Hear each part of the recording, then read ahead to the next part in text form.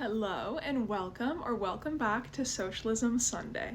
This is the series where I preview one article from Against the Current, a Socialist Journal a week in the hopes that you go check it out. So this week's story is called Homelessness Safety Net in Tatters, and it was written by Louise Gooden. So this piece discusses the Trump regime's plan for homelessness policy. It's worth noting that since this information was released, that HUD, the Department of Housing and Urban Development, has retracted this plan. But rather than doing so to change policy direction, they said this was simply to address technical issues.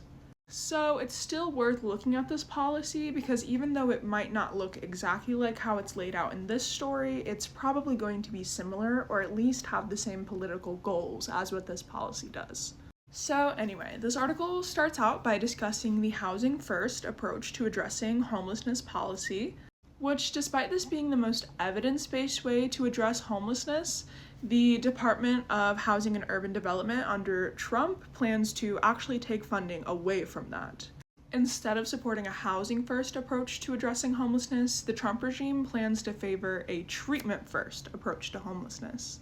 And instead of addressing the root cause of homelessness that is addressed in Housing First, which gives homeless people a home, which kind of addresses the most root cause of housing insecurity, this plan favors personal responsibility when it comes to getting treatment for mental health and substance abuse problems, over actually addressing the systemic reasons that people become homeless, like rising housing costs and stagnant wages.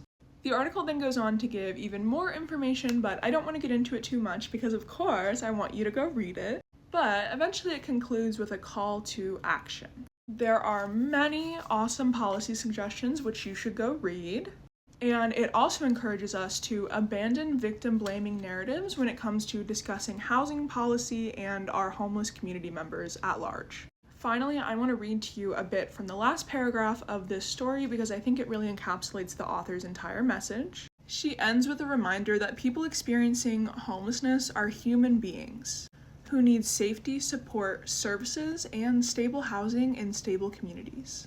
This attack on housing rights is not just an immediate crisis that we need to overcome, but rather a wake-up call to overhaul the system that ever made this possible to happen in the first place. It's finally time to commit to a better economic system and commit to a comprehensive solution when it comes to homelessness as well as all other issues. If you made it this far, thank you for watching. You can find the article in full at this link, and thank you for supporting and reading Against the Current.